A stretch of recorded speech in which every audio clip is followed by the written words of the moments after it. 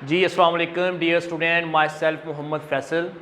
Welcome to chemistry with M Faisal channel. बच्चे हम लोग FSc part 1 chemistry chapter 1 topic हम जो आज डिस्कस करने लगे हैं वो है लिमिटिंग रिएक्टेंट। इस वन वेरी इंपॉर्टेंट टॉपिक है ये कि पेपर में इसके अंदर से शॉर्ट क्वेश्चन और ये सम टाइम लॉन्ग के अंदर भी हमसे पूछा जाता है। लिमिटिंग रिएक्टेंट के रेलिवेंट हमें एक्सरसाइज का जो न्यूमेरिकल है वो हम ऑलरेडी जो है वो अपलोड कर चुके हैं। आप लोग प्लेलिस्ट के अंदर चैप्टर 1 न्यूमेरिकल के नेम से प्लेलिस्ट बनाई हुई है, उसमें आप चेक कर सकते हैं। तो स्टार्ट करते हैं जी लिमिटिंग रिएक्टेंट। देखिए जी, लिमिटिंग रिएक्टेंट में सबसे पहले अगर हम डेफिनेशन करें और उस डेफिनेशन को हम विद एग्जांपल से अंडरस्टैंड करेंगे तो हम कहते हैं लिमिट से मुराद है जो एक महदूद क्वांटिटी के अंदर हो, और रिएक्टेंट से मुराद वही चीज़ें जो आपस में रिएक्ट करके क्या बनाती हैं, कोई प्रोडक्ट बनाती हैं, उनको हम रिएक्टेंट्स बोलते हैं। तो हम कहते हैं द रिएक्टेंट यानी कि वो रिएक्टेंट विच कंज्यूम अर्लियर, जो पहले ख़त्म हो जाए, which consume earlier due to less amount. The reactant which consume earlier, जो पहले ख़त्म हो गया, क्यों? क्योंकि due to less amount and control amount of product is in chemical reaction is called limiting reactant. इसमें बेसिकली चार बातें हम लोग कर सकते हैं लिमिटिंग रिएक्टेंट को आइडेंटिफाई करने के लिए। पहली कि जी विच कंज्यूम अर्लियर, जो पहले कंज्यूम हो जाता है। दो रिएक्टेंट में अंदर एक रिएक्टेंट जो पहले ख़त्म हो गया, दूसरा रिएक्टेंट अभी तक पड़ा था, तो जो सा रिएक्टेंट पहले ख़त्म हो गया वो हमारे पास क्या कहलाएगा, limiting reactant.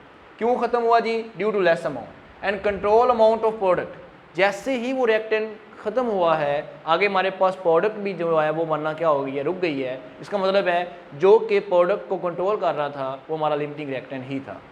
Third, produce least amount of product. अब देखिए, एक हमारे पास रिएक्टेंट अभी पड़ा था, दूसरा रिएक्टेंट जो है वो क्या हो गया है, वो ख़त्म हो गया है। इसका मतलब ये हुआ कि वो रिएक्टेंट अगर अभी ना ख़त्म होता तो प्रोडक्ट बनती रहनी थी। इसका मतलब जो रिएक्टेंट प्रोड्यूस करता है लीस्ट अमाउंट ऑफ प्रोडक्ट, उसको हम क्या नेम देते हैं, लिमिटिंग रिएक्टेंट का नाम देते हैं। हम इस सारी बात को, ये जो हमने अभी एक्सप्लेन की है, इसको हम एग्जाम्पल की मदद से क्या करते हैं, अंडरस्टैंड करते हैं। सबसे पहले एग्जाम्पल है जी हमारे पास, एग्जाम्पल नंबर 1। आप लोग ऐसे इक्वेशन बनाएंगे। हम लोगों ने सैंडविच प्रिपेयर करने हैं, तो उसके लिए हमारे पास स्लाइस चाहिए और कबाब चाहिए। आपको पता है कि अगर हमने एक सैंडविच बनाना है तो उसके लिए हमें दो स्लाइस चाहिए होगी, एक कबाब रिक्वायर्ड होगा, जिससे हमारे पास एक सैंडविच क्या हो जाएगा, बन के तैयार हो जाएगा। सपोज कर लेते हैं कि ये हमारे पास क्या है, दो स्लाइस हैं, और ये हमारे पास क्या है, एक क्या है, कबाब है। दोनों मिलेंगे तो दो स्लाइस और इनके दरमियान में एक क्या आ जाएगा, कबाब आ जाएगा, तो हमारे पास एक सैंडविच क्या हो जाएगा, प्रिपेयर हो जाएगा। अब ये इक्वेशन से हम लोगों ने लिमिटिंग रिएक्टेंट को कैसे आइडेंटिफाई करना है, क्योंकि ये तो हमारे पास टिश्यूमेट्रिक कैलकुलेशन है, इसमें सीधा सीधा बताया, इसमें कोई लिमिटिंग रिएक्टेंट नहीं है। अगर हम लेट कर लेते हैं, इफ़ वी हैव 30 कबाब, अगर हमारे पास 30 कबाब हैं एंड 58 स्लाइस हैं, तो हमने बताना ये है कितने सैंडविच बनेंगे। अब देखें, 30 कबाब के लिए हमें जो स्लाइस चाहिए थी वो 60 चाहिए थी, क्योंकि एक कबाब के लिए दो स्लाइस रिक्वायर्ड हैं, तो 30 कबाब के लिए हमें 60 स्लाइस रिक्वायर्ड होंगी। लेकिन यहाँ 58 है। अब देखेंगे हम लोग कि 58 जो है वो हमारे पास 29 को हम सम करते हैं ना, तो ये हमारे पास कितना बनता है, 58 बनता है। इसका मतलब है इधर से 29 क्या यूज होंगे, कबाब, और इधर से 58 क्या होंगे, स्लाइस यूज होंगे। एक कबाब जब यूज हुआ था तो एक सैंडविच बना था, 29 कबाब यूज हुए हैं तो हमारे पास 29 क्या बनेंगे, सैंडविच प्रिपेयर होंगे। अब इधर हमारे पास क्या बच जाएगा, कुछ भी नहीं बचेगा, और इधर हमारे पास एक कबाब अभी तक क्या है, पड़ा है, जो कि हमारे पास क्या कहलाता है, एक्स्ट्रा पड़ा है। और जो हमारे पास एक्स्ट्रा पड़ा होता है इसको हम बोलते हैं ये हमारे पास क्या है, एक्सेस रिएक्टेंट है, यानी इजाफी रिएक्टेंट है।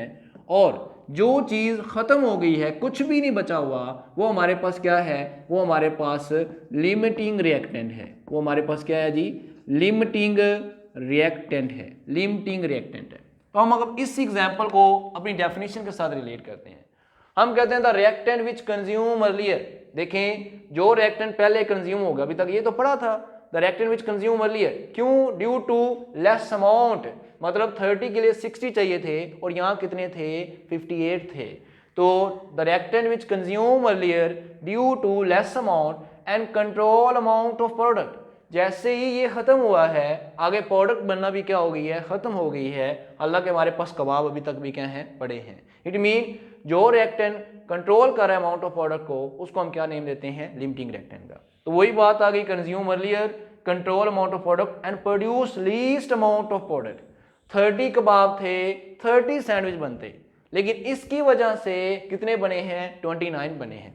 मतलब ये वो रिएक्टेंट है जो कि हमारा प्रोडक्ट जो है वो क्या बना रहा है? कम बना रहा है। इसका मतलब अब 30 बच्चे सैंडविच नहीं खा पाएंगे। कितने बच्चे सैंडविच खा पाएंगे? 29।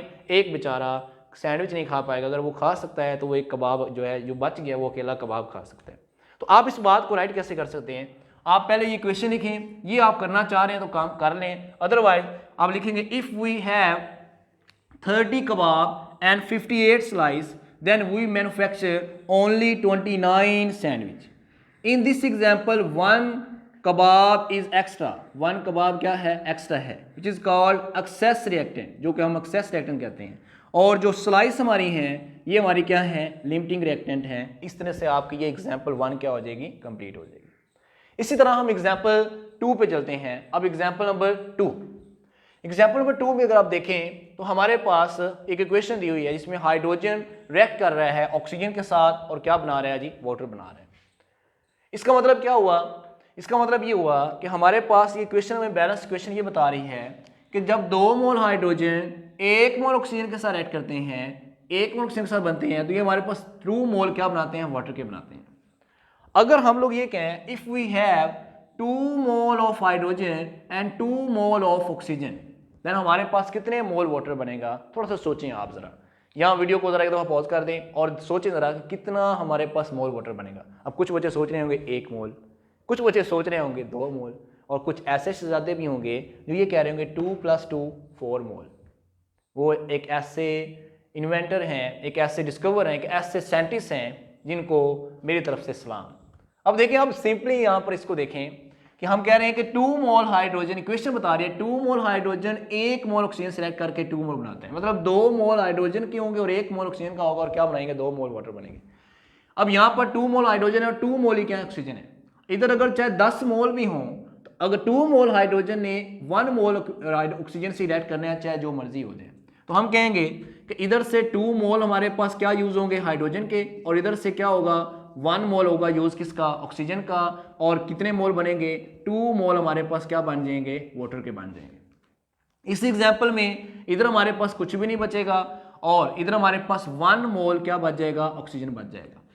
जो हमारे पास कुछ नहीं बचा वो हमारे पास क्या कहलाएगा? लिमिटिंग रिएक्टेंट कहलाएगा। लिमिटिंग रिएक्टेंट कहलाएगा। और जो हमारे पास 1 मोल बच गया है जो कि एक्स्ट्रा है, वो हमारे पास क्या कहलाएगा? एक्सेस रिएक्टेंट कहलाएगा। आप इस बात को इस तरह लिख सकते हैं कि इफ वी हैव, पहले इक्वेशन लिखें, ये आप काम करना चाह रहे हैं तो कर लें, अदरवाइज आप ये लिखेंगे जरूर कि if we have 2 mole of hydrogen, 2 mole of hydrogen and 2 mole of oxygen, 2 mole of oxygen, then we get only 2 mole of water. Actually, according to balance equation, 2 mole hydrogen only react with 1 mole of oxygen and form 2 mole of water. So 1 mole oxygen is extra, which is called excess reactant. 1 mole of oxygen is extra, which is called excess reactant, and hydrogen is a limiting reactant. इस तरह से आप ये बात को explain कर देंगे। Hopes हो कि ये आपको एग्जाम्पल समझ आ गई हैं। अब डेली लाइफ के अंदर इसकी क्या एग्जाम्पल हैं, हम उसकी तरफ चलते हैं। जी बच्चे, तो नेक्स्ट हमारे पास है daily life example of limiting reactant. मतलब कि क्या हमारे इर्द गिर्द कोई एग्जाम्पल मिलती है जिसमें हम लोग लिमिटिंग रिएक्टेंट को देख सकते हैं? बहुत सारी हैं, हम लोग इसमें 2 डिस्कस करने लगे। पहली है बर्निंग ऑफ एनी सब्सटेंस। किसी भी सब्सटेंस जैसे कि वुड है, पेपर है, प्लास्टिक है, कोई भी चीज़ है जिसको आप बर्न कर रहे हैं, तो बर्निंग होती है in the presence of oxygen में, यानी कि ऑक्सीजन हमें हेल्प करती है किसी चीज़ को बर्न करने में। इट मीन हमारी एयर में मौजूद कभी ऑक्सीजन खत्म नहीं होगी, लेकिन वो चीज़ जिसको आप बर्न कर रहे हैं वो क्या हो जाती है? खत्म हो जाती है। तो हम कहेंगे तो रिएक्टेंट विच कंज्यूम अर्लियर, जो कि कंज्यूम हो गया, उसको हम लिमिटिंग रिएक्टेंट बोलते हैं। इसका मतलब है वुड, पेपर, प्लास्टिक, ये सारे के सारे क्या हैं? लिमिटिंग रिएक्टेंट है। रस्टिंग ऑफ आयरन, आयरन को क्या होना? जंग लगना। अब इसके लिए मॉइस्चर जो होती है, एयर में मॉइस्चर, वो नेसेसरी कंडीशन होती है। अगर वो है तो जंग लगेगा, अगर नहीं है तो हमारे पास उसमें जंग लगने के, रस्टिंग होने के चांसेस क्या हैं? कम हैं।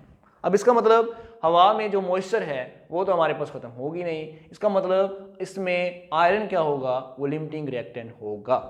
अब बच्चे, ये हमारे पास आइडेंटिफिकेशन ऑफ लिमिटिंग यानी कि दो हमारे पास कभी को रिएक्टेंट दिए हों और उनमें हमें बताना हो कि कौन सा लिमिटिंग रिएक्टेंट है। इसके रेलिवेंट हमने एक्सरसाइज का क्वेश्चन जो है वो 21 और 22 सॉल्व किए हुए हैं और इनको हम लोगों ने अप्लाई भी किया हुआ है। आप लोग वो सर्च जाके कर सकते हैं। आपको फिलहाल इतना लिखना आना चाहिए। आइडेंटिफिकेशन ऑफ लिमिटिंग रिएक्टेंट में पहला काम क्या होता है, आपके पास रिएक्टेंट्स के मैथ्स दिए होते हैं, उनसे आपने उनके मोल्स निकालने हैं।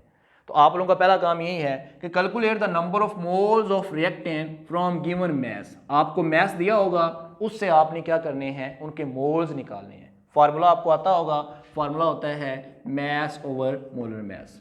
सेकंड नंबर पे है, अब उसके मोल्स आ गए, रिएक्टेंट के मोल्स आ गए। अब आपने क्या करना है, calculate number of moles of product. अब आपने प्रोडक्ट के मोल्स निकालने हैं फ्रॉम बैलेंस केमिकल इक्वेशन। और ये मैंने आपको बताया हुआ है रेशो फार्मूला से, very very very easy method है, उससे हम लोग ये निकाल लेते हैं। तो calculate number of moles of reactant from given maths, then calculate the number of moles of product from balance chemical equation. And third क्या है, आपने जब रिएक्टेंट के मोल्स भी निकाले, प्रोडक्ट के मोल्स भी निकाल लिए, उस रिएक्टेंट को आइडेंटिफाई करना है। Identify the reactant which produce least amount of product, जो कि प्रोडक्ट क्या बना रहा होगा, कम बना रहा होगा, वो हमारा क्या होगा, लिमिटिंग रिएक्टेंट होगा। ये होप्स हो कि आपको ये सारा जो टॉपिक है वो क्लियर हो गया होगा। आप इसी तरह से जिस तरह हमने इसको किया, इस तरह आप पेपर में लॉन्ग में आ जाए तो आप इस बात को ऐसे ही जैसे हमने एक्सप्लेन किया ऐसे आप लोग राइट कर सकते हैं, आपको पूरे मार्क्स मिल जाएंगे। मेरा आपसे एक क्वेश्चन है, अगर आपको ये सारा टॉपिक क्लियर हो गया है तो एक छोटा सा क्वेश्चन है कि हमारे पास कोई इक्वेशन है, लेट्स सपोज मैं एक इक्वेशन लिख रहा हूँ, मेरे पास इक्वेशन H2 प्लस I2 और वो मिलके बना रही है 2HI।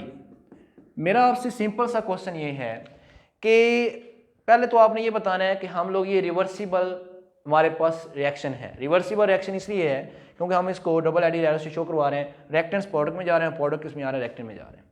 मेरा आपसे सिंपल सा क्वेश्चन ये है, is it possible to identify the limiting reactant in reversible reaction? क्या रिवर्सिबल रिएक्शन में हम लोग लिमिटिंग रिएक्टेंट को आइडेंटिफाई कर सकते हैं? इसका आंसर आपने नीचे कमेंट सेक्शन में मुझे बताना है और जो बच्चा सही बताएगा उसको मैं 10 जो है वो हार्ट भेजूंगा और बहुत बहुत बहुत बहुत बहुत मेरे दिल से उसके लिए दुआएं निकलेंगी। तो होप सो कि आपको ये लेक्चर बहुत अच्छे से अंडरस्टैंड हो गया है। आपने इसका आंसर मुझे लाजमी बताना है। अपना बहुत सारा ख्याल रखिएगा जी। अल्लाह हाफिज़।